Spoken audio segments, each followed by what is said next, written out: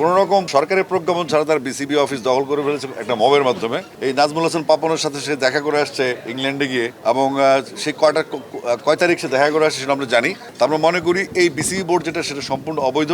আমি দ্যাটথেন কন্টে বলতে চাই, আমিনুল ইসলাম বুলবুল এখনো বিসিবি প্রেসিডেন্ট, এবং এখানে যেটা হয়েছে সেটা এক ধরনের ডাকাতি হয়েছে মবের মাধ্যমে, কোন রকম আইন কানুনের তোয়াক্কা না করে। কারণ যেই তদন্ত কমিটি গঠন করেছিল ক্রীড়া পরিষদ, সেই তদন্ত কমিটির রিপোর্টে এই বিসিবি বোর্ড ছিল বৈধ, এবং পরবর্তীতে তারা একটা রোবারি করে এটাকে অবৈধ আখ্যা দিয়ে তারা কোন রকম সরকারি প্রজ্ঞাপন ছাড়া তার বিসিবি অফিস দখল করে ফেলেছে একটা মবের মাধ্যমে। এবং পরবর্তীতে আমরা দেখলাম সেখানে মন্ত্রীপুত্র শান্তিপুত্র সবকিছু মিলিয়ে বিশ্বের সেরা সেরা ক্রিকেটের অলরাউন্ডার যারা আছে এই কাউন্সিল হচ্ছে সামনে সাজানো একটি নির্বাচনের প্রস্তুতি, এবং এটা অভ্যুত্থান ব্যর্থ। আমি বলবো যে এই ধরনের ক্রিমিনাল মেন্টালিটি নিয়ে আমাদের খেলাধুলা চলবে না। কারণ বিসিবিতে গত 17 বছর যে কথাগুলি ছিল, যেই লোকটা এখন বিসিবি কন্ট্রোল করছে তাকে আমরা দেখেছি সে গত 17 বছর কোনো শব্দ করতে না। এবং বিসিবিতে যে এখন যে কাজগুলো হচ্ছে আমরা সেগুলো করে আসছি। আমরা যে 6 মাস কাজ করেছি, এই 6 মাস তারা অনেক চেষ্টা করেছে আমাদের ফল ধরতে, আমরা কি করেছি না করেছি। আমরা তাদের মতো মুখরোচক কথাবার্তা বলি না। আমরা ক্রিকেটের বেস স্ট্রং করার জন্য কাজ করেছি, এবং ক্রিকেটের বেসটার জন্য আমরা যেভাবে একটা ইন্টারন্যাশনাল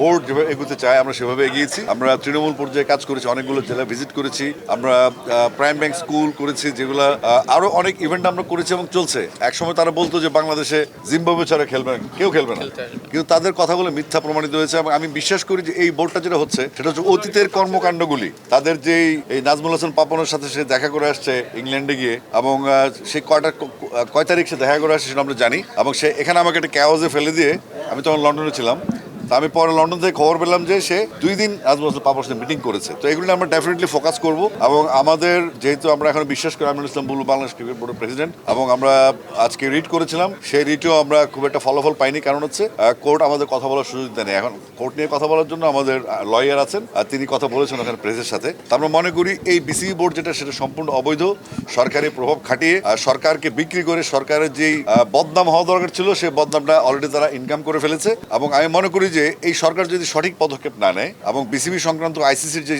নিয়ম কানুনগুলি আছে সেই নিয়ম কানুনগুলি যদি না মানে, তাহলে বাংলাদেশ কিন্তু একটা সমস্যায় পড়তে যাচ্ছে। অলরেডি আইসিসি তদন্তে আছে, এবং আমরা বাংলাদেশের কোর্টের উপর ভরসা করেছি, এটা আমাদের নিয়ম, আমরা আমাদের আদালতে ভরসা করবো ডেফিনেটলি। পাশাপাশি আমরা আইসিসি কমপ্লেন করেছি, এবং আমরা ইন্টারন্যাশনাল স্পোর্টস কোর্ট যেখানে আছে সেখানে আমরা অলরেডি অ্যাপ্লাই করেছি।